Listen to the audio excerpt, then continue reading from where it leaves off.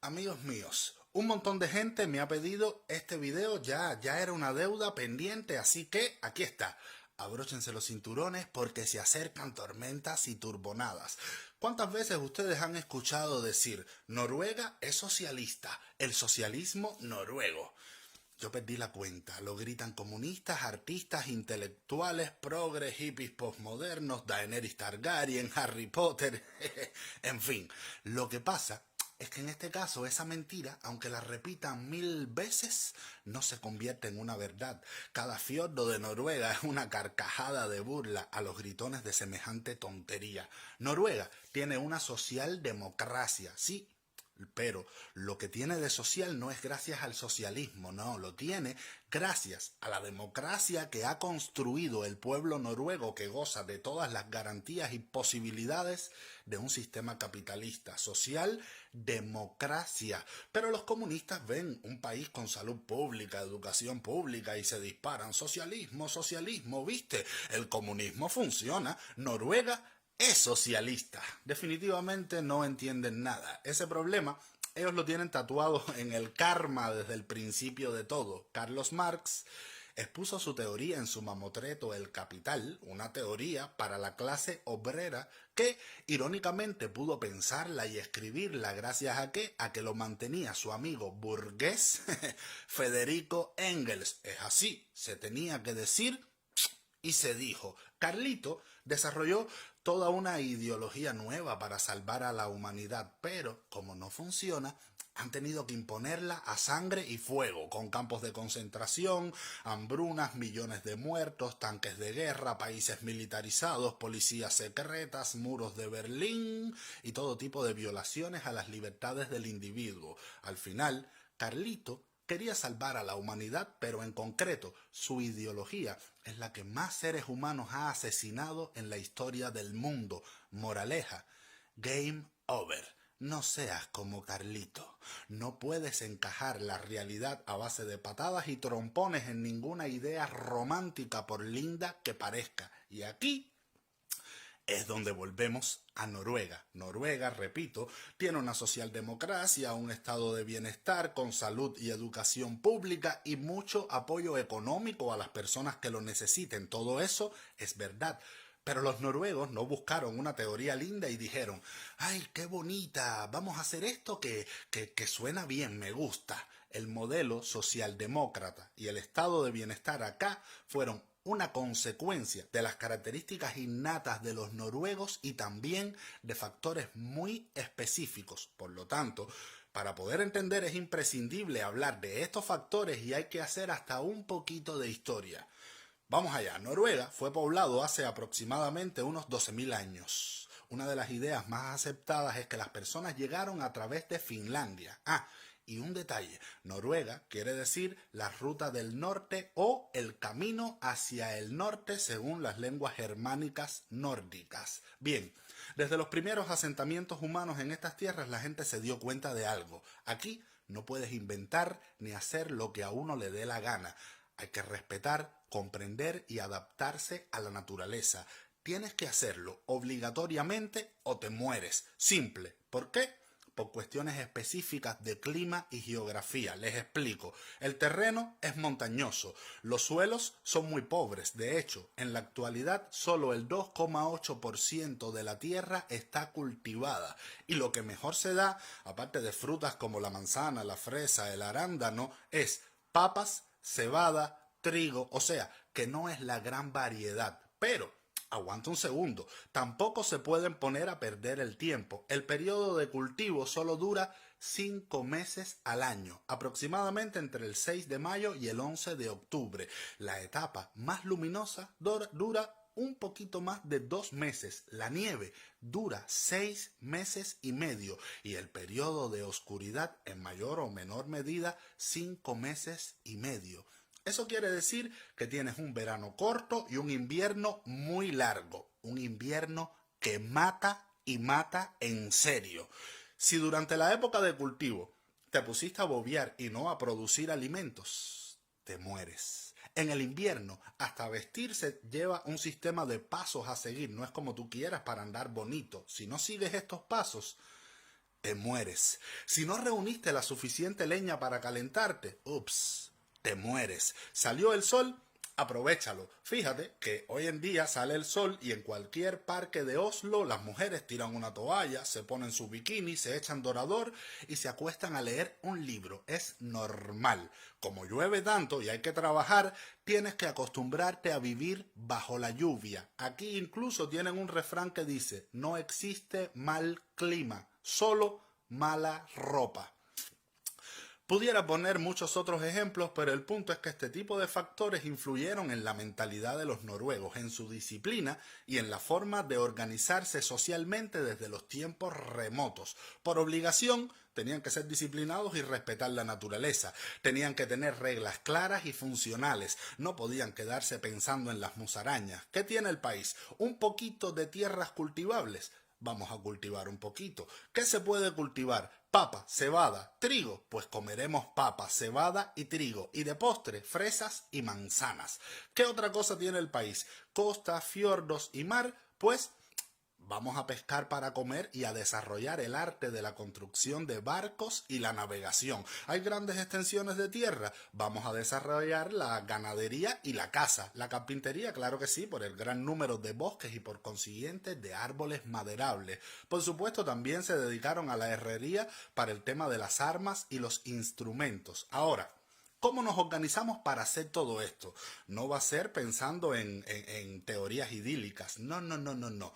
Tenemos que organizarnos, repito, teniendo en cuenta el clima, la geografía y las posibilidades reales de esta tierra. Entonces, veamos cómo era esta organización, por ejemplo, durante la era vikinga, que es una de las más conocidas entre los años 789 y 1100. Lo voy a explicar de una manera muy elemental para que puedan comprender. Se trataba de reinos pequeños, reinos por decirlo de una forma entendible. Estos pequeños reinos estaban divididos básicamente en tres estructuras sociales. Estaban los Jarl, que en la serie Vikingos se les llama condes, como Ragnar.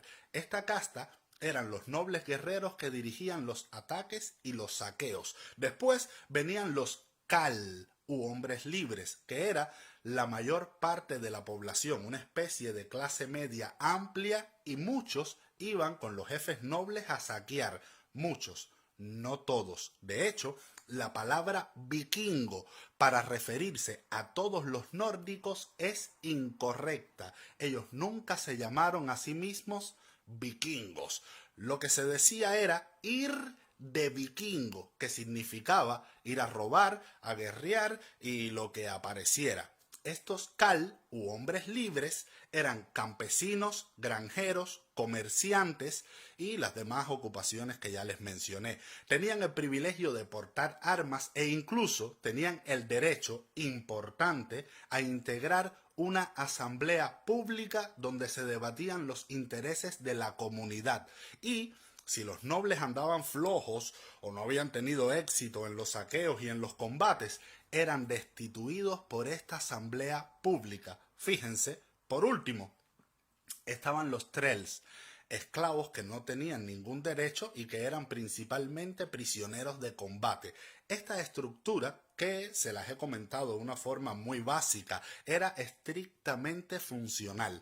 Desarrollaron un fuerte sentido comunitario porque todos tenían que trabajar y cumplir con su rol y en cierta forma apoyarse unos a otros confiando los unos en los otros, pero por lo mismo, desarrollaron también una responsabilidad individual enorme.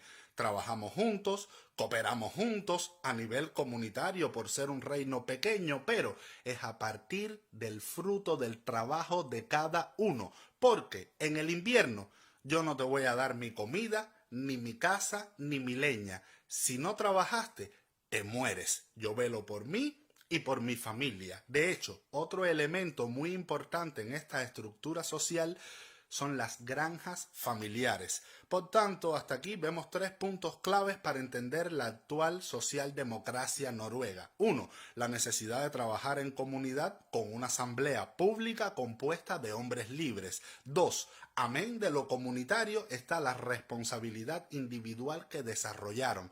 3. Que todo esto funciona porque el clima y la geografía los obliga a ser pragmáticos y realistas. Fíjense hasta qué punto son pragmáticos, que la mitología escandinava no deja de ser poética, pero también está hecha de elementos muy concretos. Por ejemplo, la creación del mundo según los nórdicos, dicho a la carrera. Odín y sus hermanos Vili y Ve matan al gigante Ymir. Luego, con su carne hicieron la tierra, con su sangre el mar y los lagos. Con los huesos hicieron las montañas, las rocas con sus dientes, las nubes las hicieron con trozos de su cerebro. El cráneo del gigante es la bóveda celeste. Fíjense, elementos muy concretos. Por este pragmatismo es que también se fueron a saquear. Imagínense, nos montamos en un drácar, llegamos a un lugar, Inglaterra, por ejemplo, y lo que hay son unos monjes que no se defienden, me vienen para arriba con un crucifijo. ¡Oh, líbranos, Señor, de la furia de los hombres del norte! Bueno, los mato y luego en sus iglesias y monasterios encuentro oro y otras muchas cosas de valor. Es muy fácil. Después, cuando adoptaron el cristianismo, la rama protestante de la iglesia luterana, los noruegos buscaron qué características de ellos se ajustaban a la nueva religión. Y hablando con un amigo noruego, doctor y antropólogo, me lo explicó de una forma muy sencilla. Me dijo: a diferencia del catolicismo, los protestantes se relacionan directamente con Dios, sin intermediarios, y es la persona la que tiene que esforzarse para llegar a Dios. Si tú quieres que Dios te ayude, primero tienes que ayudarte a ti mismo, hacerte responsable de tus acciones, no quedarte sentado, trabajar, ponerle garra. Este tipo de cosas fueron las que conectaron con nosotros, porque los noruegos pensamos así, me dice mi amigo. Y bueno, actualmente, el 71,5% de la población pertenece a la evangélica luterana Iglesia de Noruega.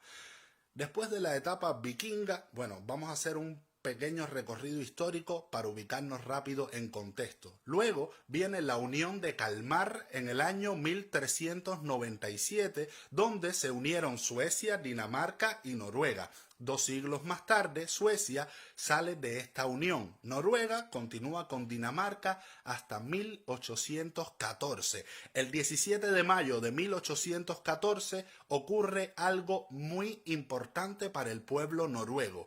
Queda establecida la Constitución, Grundloven, como se dice en noruego, Constitución que para la época era radicalmente democrática, con enormes influencias de la Declaración de Independencia de los Estados Unidos en 1776 y de la Revolución Francesa. Por este hecho, el 17 de mayo es el Día Nacional de Noruega. No obstante, a partir de 1814 y hasta 1905, Noruega estuvo unida a Suecia. En 1905 se vuelve un país independiente, hacen un plebiscito y restablecen la monarquía con el apoyo del 79% de la población. El gobierno noruego le ofrece el trono al príncipe Carlos de Dinamarca, que viene para el país de los fiordos y adopta el nombre de Håkon VII, el nombre de un antiguo rey noruego. Después, durante la Segunda Guerra Mundial, Noruega es invadida por los nazis. Se acaba la Segunda Guerra Mundial, vuelve a ser libre, pero debido a esta invasión nazi, Noruega es uno de los países fundadores de la OTAN en 1949. A partir de entonces se mantiene como un país libre. A pesar de todos estos cambios, hay algo que no ha cambiado en Noruega, y es el clima y la geografía. Por tanto, durante todo este tiempo los noruegos se mantienen pragmáticos, realistas, trabajando desde la comunidad, pero con un fuerte sentido de responsabilidad individual y defendiendo la democracia con uñas y dientes. Por ejemplo, aprobaron el voto femenino en 1913. Fue de los primeros países en hacerlo y actualmente también es de los países donde menos diferencias hay entre hombres y mujeres. Pero las causas de esto no se limitan a la política, sino que tiene raíces históricas. Nada de feminismo radical, comunismo, no, no, no, no, no. Desde la etapa vikinga, las mujeres eran muy respetadas y tenían privilegios que ni soñando tuvieron las mujeres en el resto del mundo. La mujer era la dueña y señora de la casa, no un ama de casa, no, la dueña. Solo ella tenía las llaves de las puertas del granero, de los cofres con las joyas y prendas de valor, de los establos.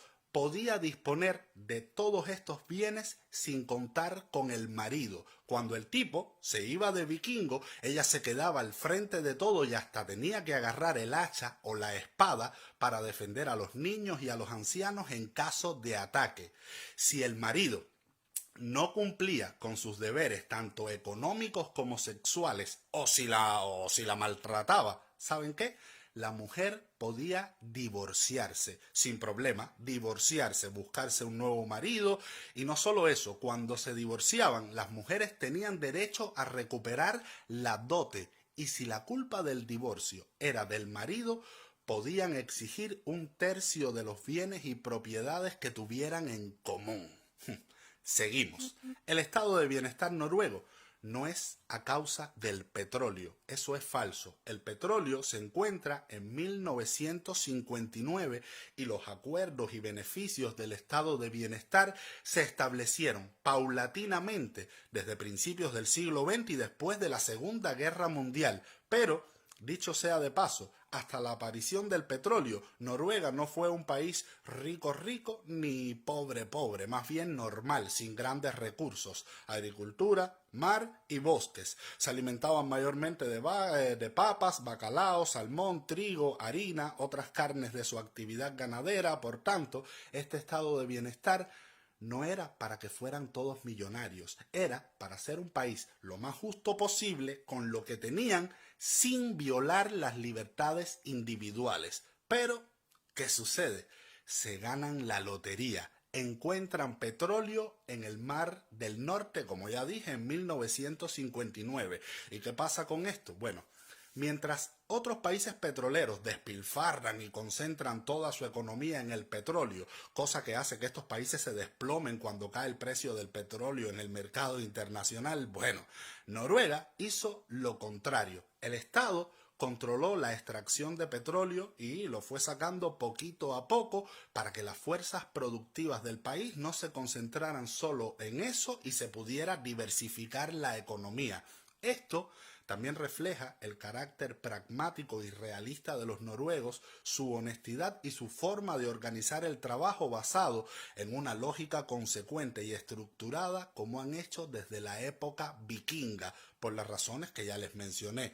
¿Cuál fue el resultado?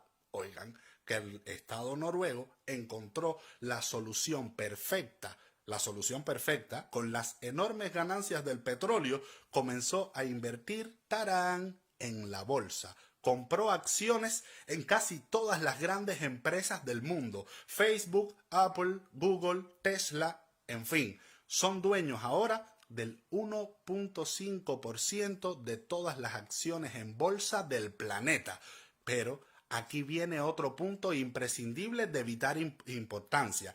Con estas ganancias del petróleo, el Estado noruego creó el fondo de pensiones o fondo soberano, que actualmente ronda el billón de dólares. El billón. ¿Y quién es el dueño de este billón de dólares? El pueblo noruego.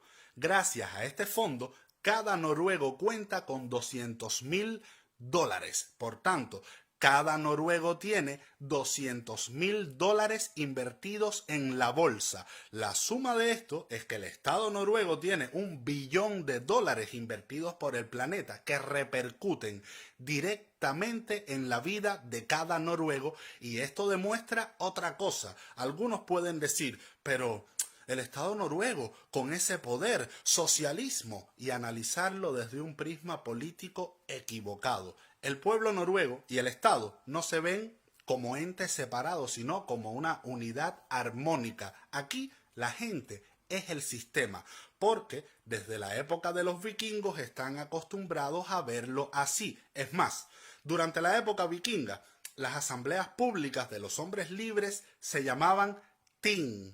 Hoy el parlamento noruego se llama Storting. Stur, que significa grande, y ting, que significa asamblea, por aquellas de la tradición vikinga. Entonces, Storting significa gran asamblea con representantes de toda Noruega, que es lo que viene a ser el parlamento. No tiene nada que ver con socialismo, comunismo o una teoría idílica. Se debe a este proceso histórico de trabajo en comunidad obligado por las circunstancias del clima y la geografía y por la confianza que debían tenerse los unos a los otros, pero apoyándose en el trabajo individual y en la responsabilidad de cada uno con total democracia y libertad.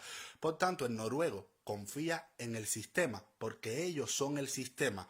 Y la prueba está en cómo el Estado noruego utilizó las ganancias del petróleo para el bienestar de toda la ciudadanía, haciendo dueño a toda la ciudadanía. Hoy, Noruega tiene salud y educación pública, tienen un excelente transporte público, licencia de maternidad con 1 año de salario pago. De hecho, el 83% de las mujeres que trabajan son madres. Apoyo económico en caso de enfermedad o de que no puedan trabajar por motivos de salud. Salarios altos y estables. Pero ahora vamos a ver una cosa, porque esta es la parte social. Vamos a ver entonces la otra parte. También tienen salud y educación privada. Mi hijo, por ejemplo, está en un círculo infantil privado porque queríamos que se educara en la pedagogía Waldorf. En el caso de la salud privada, tienen incluso acuerdos con la salud pública y cooperan entre ellas.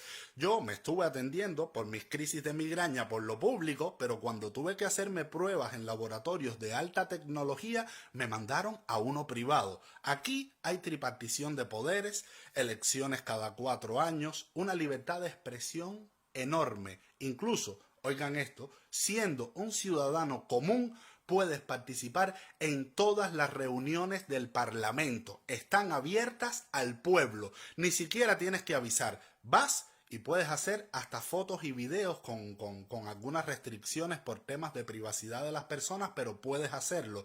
También puedes incluso dar tu opinión o hacer tus críticas en directo a cualquier político o asunto que creas que se está tratando de manera incorrecta frente a todo el Parlamento noruego, incluyendo a la primera ministra Erna Solberg. Tú lo puedes hacer como ciudadano común que pagas impuestos. En Noruega tienes libertad de asociación. Puedes crear perfectamente un partido político. Mira, por ejemplo, yo puedo ahora mismo crear el Partido Noruego Latino. Lo apunto en el registro de partidos y para eso solo tengo que contar con 5.000 firmas de ciudadanos con derecho a votar. Ya con eso puedo participar legalmente en las elecciones nacionales. En Noruega tienes todo el derecho a manifestarte públicamente. Nadie te va a reprimir por eso. Tienes además libertad de empresa. Puedes abrir una empresa con fines de lucro o una ONG en 30 minutos por internet. Y luego el proceso de legalización y reconocimiento dura unos pocos días. Noruega ocupa el puesto número 28 entre las economías más libres del mundo, con un sector privado muy fuerte que interactúa de manera orgánica con el sector público, que también es muy fuerte. Como ven, de socialismo nada. Tú le dices socialista a un noruego y se ríe en tu cara, porque ellos no ven los beneficios del país que han creado juntos como algo comunista. La interrelación entre lo público y lo privado ha sido un proceso natural que los noruegos han desarrollado a lo largo de toda su historia. Por eso me he tomado el tiempo de explicarles de manera sintetizada todo este proceso para no manipular a la gente con ideas de izquierda ni tampoco a los que son de tendencia más democrática y liberal. Solo como se ha hecho muchas veces, que te ponen 2 o 3 estadísticas de libertad económica y ya para defender el punto de la derecha. No, vamos a ser serios. En resumen, el estado de bienestar noruego y la socialdemocracia en este país no tienen nada de socialista y funcionan no solo por el petróleo ni por invertir en la bolsa. El verdadero recurso de Noruega son los propios noruegos. las personas